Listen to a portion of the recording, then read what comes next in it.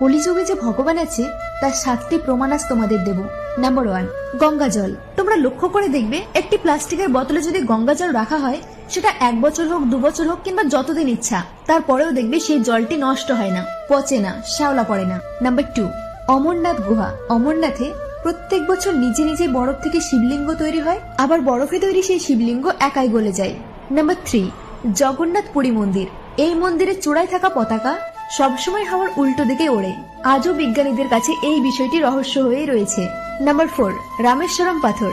রামেশ্বরমে এমন পাথর পাওয়া যায় যা সবসময় জলে ভাসতে থাকে, যেখানে কিনা সামান্য ছোট পাথরই ডুবে যায়।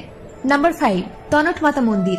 পাকিস্তানের সীমানার কাছে রাজযুদ্ধের সময় তনট মাতা মন্দিরে অনেক বোম পড়ে, কিন্তু সেই বোম একটাও ফাটেনি। নাম্বার 6, কেদারনাথ মন্দির।